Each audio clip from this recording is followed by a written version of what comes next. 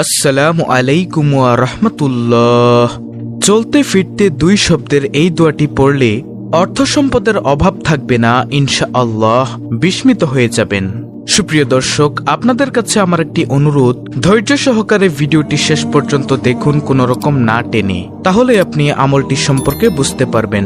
তাহলে চলুন শুরু করা যাক। দর্শক, দোয়াটি যদিও ছোট্ট দুইটি শব্দের, কিন্তু এর আমল করলে অনেক উপকৃত হবেন ইনশাআল্লাহ। আর তার মধ্যে উল্লেখযোগ্য 4টি উপকারিতার কথা আমি প্রথমে আপনাদেরকে জানাবো।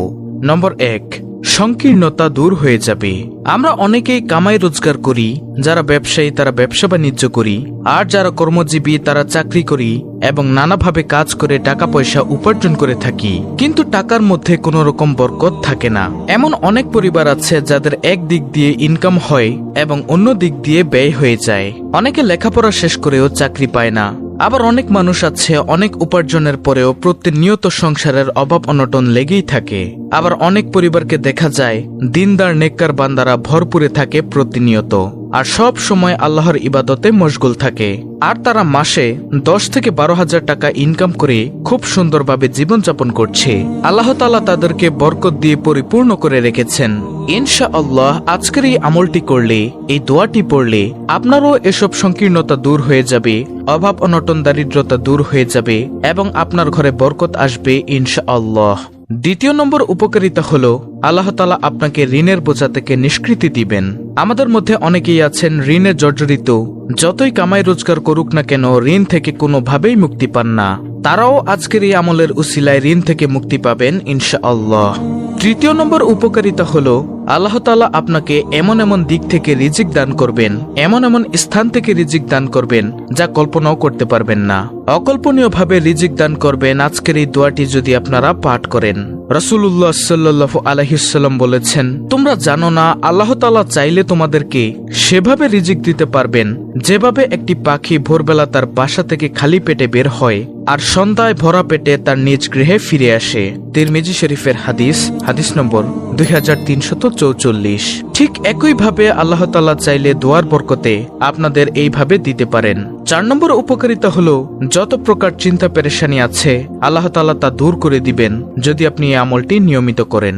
আর দুশ্চিন্তা আমাদের কার নেই বলেন? যখন থেকে আমরা পরিবারের বা সমাজের বা কোনো প্রতিষ্ঠানের দায়িত্ব নিয়েছি তখন থেকেই আমাদের দুশ্চিন্তা পেরেশানি লেগেই রয়েছে, আর এই পেরেশানি আমাদের মৃত্যুর আগের দিন পর্যন্ত লেগেই থাকবে। তাই যারা দুঃখ পেরেশানি থেকে, দুশ্চিন্তা পেরেশানি থেকে রক্ষা পেতে চান তারা এই দোয়াটির আমলের দ্বারা রক্ষা পেতে পারবেন। প্রিয় দর্শক, ইস্তেগফার অর্থ আল্লাহর কাছে ক্ষমা প্রার্থনা করা। মহান রব্বুল আলামিন তার রাসূল সাল্লাল্লাহু আলাইহি ওয়াসাল্লামকে উদ্দেশ্য করে বলেন, হে মুহাম্মদ সাল্লাল্লাহু আলাইহি ওয়াসাল্লাম, তুমি ক্ষমা চাও তোমার জন্য ও মুমিন নারী পুরুষের কোটি বিচ্যুতির জন্য। সূরা মুহাম্মদ আয়াত নম্বর 19। রব্বুল আলামিন আরো বলেন, আর তুমি আল্লাহর কাছে ক্ষমা চাও, নিশ্চয়ই আল্লাহ ক্ষমাশীল পরম দয়ালু। সূরা নিসা আয়াত নম্বর 6। হযরত নূহ আলাইহিস সালাম আল্লাহর কাছে বন্যার কবল থেকে নিজ ছেলেকে পরিত্রাণ দেওয়ার আবেদন করেন, কিন্তু এটিকে আল্লাহ তাআলা অন্যায় বলে গণ্য করলে নূহ আলাইহিস সালাম এই বলে ইস্তেগফার করেন, হে প্রভু, আমি আপনার কাছে এমন বিষয়ে প্রশ্ন করা থেকে পানাহ চাই যার ব্যাপারে আমার কোনো জ্ঞান নেই। আপনি আমাকে ক্ষমা ও দয়া না করলে আমি ক্ষতিগ্রস্ত হয়ে যাব। মূসা আলাইহিস সালাম এক মিশরীকে হত্যা করে ফেললে তৎক্ষণাৎ অনুতপ্ত হয়ে এই বলে ক্ষমা প্রার্থনা করেন, হে রব, আমি নিজের উপর জুলুম করেছি, তাই আমাকে ক্ষমা করে দিন। হযরত ইব্রাহিম আলাইহিস সালাম আল্লাহর নিয়ামতের শুকরিয়া আদায় করেন যে আল্লাহ তাআলা তো তিনি যার ব্যাপারে আমি আশা রাখি যে তিনি আমাকে ক্ষমা করে দিবেন। আবু হুরায়রা রাদিয়াল্লাহু তাআলা আনহু থেকে বর্ণিত, তিনি বলেন, আমি রাসূলুল্লাহ সাল্লাল্লাহু আলাইহি ওয়াসাল্লামকে বলতে শুনেছি, প্রিয় নবী সাল্লাল্লাহু আলাইহি ওয়াসাল্লাম বলেন, আল্লাহর শপথ, আমি প্রতিদিন 70 বারের চেয়েও অধিক পরিমাণে আল্লাহর ইস্তেগফার ও তওবা করি। অন্য বর্ণনায় আছে রাসূলুল্লাহ সাল্লাল্লাহু আলাইহি ওয়াসাল্লাম দৈনিক তিনি 100 বার তওবা ও ইস্তেগফার করতেন। সহিহ মুসলিম শরীফের হাদিস নম্বর 7034। প্রিয় দর্শক, একটু চিন্তা করুন, আল্লাহর রাসূল সাল্লাল্লাহু আলাইহি ওয়াসাল্লাম যদি দৈনিক 100 বার তওবা ইস্তেগফার করতেন, তাহলে আমাদের দৈনিক কতবার তওবা ও ইস্তেগফার করা উচিত? ইস্তেগফার আল্লাহর ইবাদত। ইস্তেগফারের কারণে গুনাহ মাফ হয়, বৃষ্টি বর্ষণ হয়, রিজিক বৃদ্ধি পায়, সন্তান ও সম্পদ দ্বারা সাহায্য করা হয় এবং জান্নাতের অধিকারী করা হয়। সুবহানাল্লাহ। ইস্তেগফারের ফলে সব দিক থেকে শক্তি ও সামর্থ্য বৃদ্ধি পায়। দর্শক, ইস্তেগফারের উপকারিতা এই শেষ নয়, আপনি মনোযোগ দিয়ে শুনতে থাকুন। আল্লাহ তাআলা বলেন, তিনি তোমাদের শক্তির সাথে আরও শক্তি বৃদ্ধি করবেন। সূরা হুদ আয়াত নম্বর 52। ইস্তেগফারের ফলে সুখ সমৃদ্ধি ও প্রাপ্য হক অর্জিত হয়। ইস্তেগফারের ফলে বালা মুসিবত থেকে দূর হওয়া যায়। সুবহানাল্লাহ। এখন আপনারা বলতে পারেন, ইস্তেগফার তাহলে আমরা কোন সময় করব? ইস্তেগফারের আমল করার সময় কখন? তাহলে এই বিষয়ে শুনুন। ইস্তেগফার সব সময় করা যায়, কিন্তু গুনাহের পর ইস্তেগফার করা ওয়াজিব এবং নেক আমল করার পর মুস্তাহাব। যেমন সালাত শেষে 3 বার ইস্তেগফার করা, হজ শেষে ইস্তেগফার করা ইত্যাদি। তবে সাহরির সময় ইস্তেগফার করা বেশি ফজিলতপূর্ণ এবং মুস্তাহাব, কারণ এ সময় ইস্তেগফারকারীদের আল্লাহ তাআলা বেশি প্রশংসা করেছেন। দর্শক, নারীদের জন্য ইস্তেগফার করার গুরুত্ব আল্লাহ রাসূল সাল্লাল্লাহু আলাইহি ওয়াসাল্লাম বলেছেন, নারীদের জন্য ইস্তেগফার করা খুব জরুরি।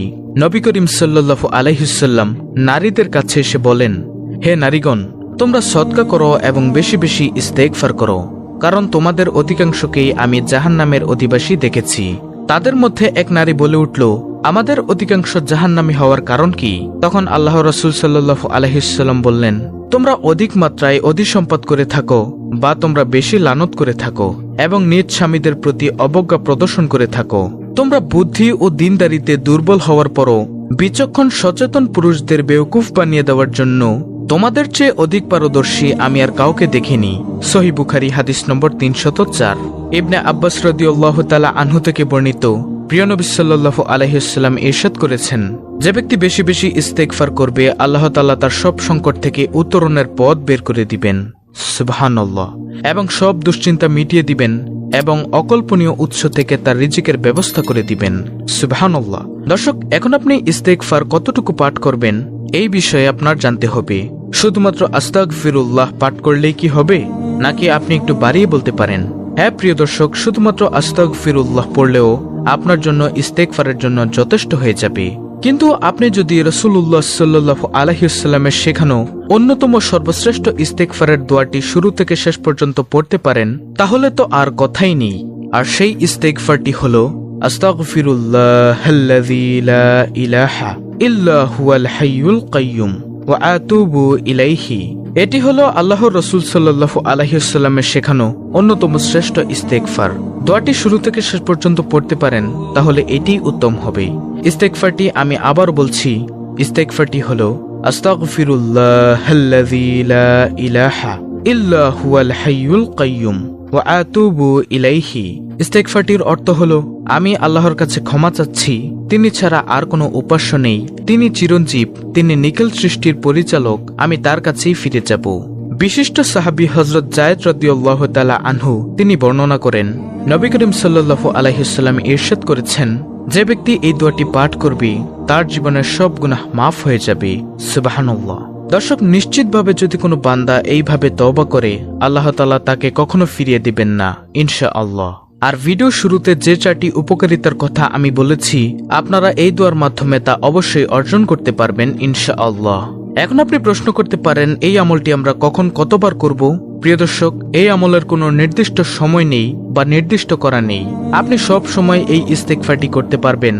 আপনি চলতে ফিরতে সব সময় এই আমলটি, এই ইস্তেগফারটি করতে পারবেন এবং আপনার কল্প থেকে যেন সব সময় আস্তাগফিরুল্লাহ আস্তাগফিরুল্লাহ এই শব্দটি উচ্চারিত হয়। আল্লাহর রাসূলের ইস্তেগফারটি করবেন। আপনি কোনো গুনাহে লিপ্ত হলে এই ইস্তেগফারটি পাঠ করলে আল্লাহ তাআলা আপনাকে সকল প্রকার গুনাহ থেকে ক্ষমা করে দিতে পারেন ইনশাআল্লাহ। দর্শক, তো এই ইস্তেগফার আমি আপনাদেরকে 2 ভাবে বললাম।